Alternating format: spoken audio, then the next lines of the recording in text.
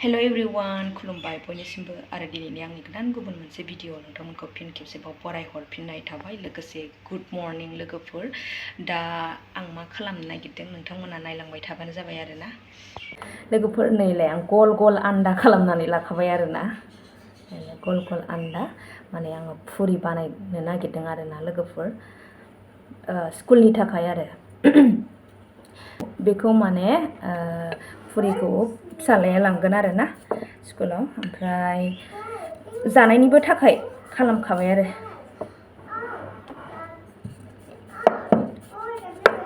आं ओरैनो बानायनोसै ओरैनो एवहरनोसै आरोना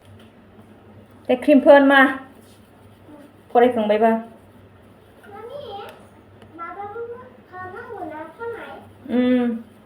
र' आं बेखौ एवनानै रेडि दोनग्रोखानि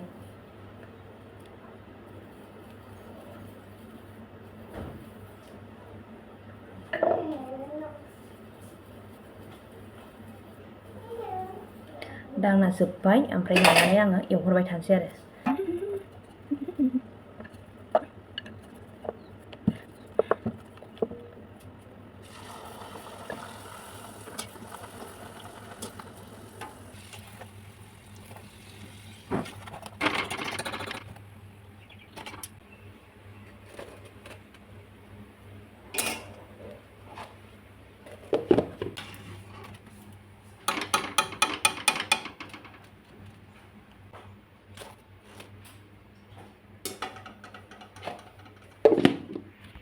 बियो लास्ट लोगोफोर नै एवै एवै बियो लास्ट स्टेप जाबाय आरोना आंना एवनाया बेयाव दोनबाय आरोना आङो खोबनानै दोनसै बेखौ ओमफ्राय नै ओरै दैया जगासिनो आरोना बुंलायबाय GIRNS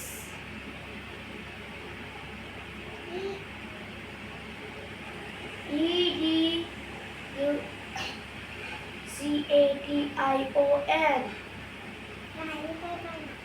बिदाखौ बिनानावा हमदों आरोना मोखासथ' ओमफ्राय बिनानावाथ' फरायनो रोङाना दासो केजि अबावथो फरायजोबनो रोंनो नङा होनबा लोगोफोर ओमफ्राय बेखायनो फिसा फिसा स्पेलिं खालामनानै खिथाबाय आरो बिदाया वर्ड्सखौथ' मिथिला नालाय ओंखायनो बे स्पेलिंखौ होना होबाय आरो मोखासथ' हमनायदों रायजादों नालाय आंजों ओमफ्राय लोगोफोर नै आंना फुरिनि थाखाय ओंख्रिया आरो नै लोगोफोर बेनो मुदुफुल बुट ओमफ्राय दालि आरोना मोननै मोनथाम लागायनाय दालि बेखौ होखाबाय आरो बेनो आरोना फुरिजों जाबाय लोगोफोर संख्रिबो नांखाबाय आरोना जाबाय दा नै आङो वाटार बथल टिफिन मोननै आरोना बे फुरि बे सब्जि ओमफ्राय फिसाजोनि थाखाय नै दै बेखौ आं रेडि खालामखाबाय ओमफ्राय नै ओरै आं जाहोगासिनो दं आरोना थोरसियावबो ओंख्रि आरो फुरि होखाबाय ओमफ्राय दा जागासिनो दङ नै फिसाफ्रा दे जा दे ओंख्रिखौबो लागायफामा जादो जानाया थैसोमथारबाय आरो लोगोफोर ओमफ्राय दा आंहाबो रेडि जानांसिगौ आरो फिसाजोनि थाखाय फिसाजोखौ आं दोनलांनांगौ नालाय रेडि जानांगौ बालायलांबाय लोगोफोर गाननो जोमनोनो बायो गरमाव उफाय गैयाना ओंखारनांसिगोन लोगोफोर उफाय गैयाबाबो माथो खालामनो बेनोसै आरो आंना सानफ्रामबो डिउटिया दै गांबाथाय लोंदो नै दैया होफैखाबाय आं अनसायलु नाय फुरि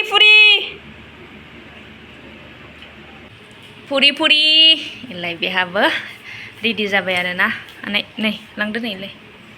इलाय मालाय जाबाय हिलियाबो दादायाबो ओइ फिसाया लांदो दे नै आंना बिसनाया जारला बुद्रु दङ आरोना दा बे खामानिखौ आं मावनो हाया लोगोफोर मानो होनब्ला फुंनि जाहोहरनाय आरो टिफिननि थाखाय रेडि खालामनायावनो थांखायो फुंनि टाइमा ओमफ्राय दा आङो फिसाजोखौ दोनना फैनानैसो बेखौ साफा खालामफैगोन आरोना ओमफ्राय दा आंबो रेडि जानोसै आरो रेडि जानो नै दिना थांगलायलांबाय जास्ट खानायल' खानगोन आङो ओमफ्राय क्रिम फोनगोन ओमफ्राय जोमग्रा लानोसै थांसै आरोना देलायबाय थाया खाथिखाय देलायबाय थानो गोसो जाया आं खाथिखाय गोजानबा एसे गोसो जागौमोन खोमा देबाव जिरायदो मा ओरै मोखां हर दे लोगोफोर आं एसे खानाय खानस्रानानै लाबाय आरो ओमफ्राय फिसाजोखौ खानाय खानानै होनांगौ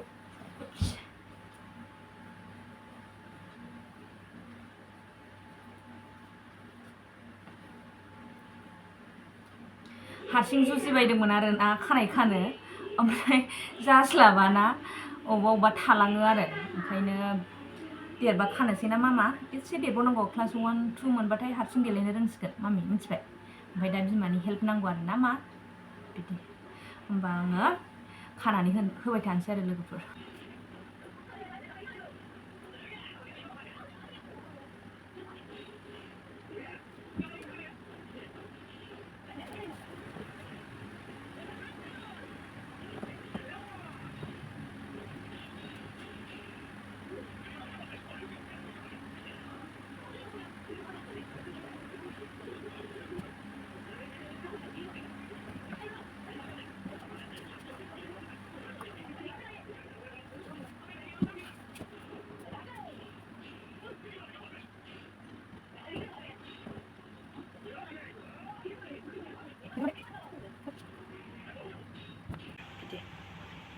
Tendena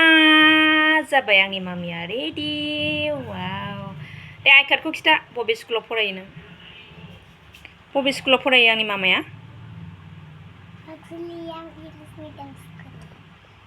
वाव मालाय दे आइ एम सरि मामा सरि आयै हेयारबेन्ड बावबायमोन आरोना दा नै लागायबाय हेयारबेन्ड रमजों जाबजों आयौ लोगोफोर जेने थेने खानाय खानखांनानै होबाय आरोना जाया बावसो बेबो देरागौमानि बेबायदिनो सोलिसिगोन आरोना आंना डिउटिया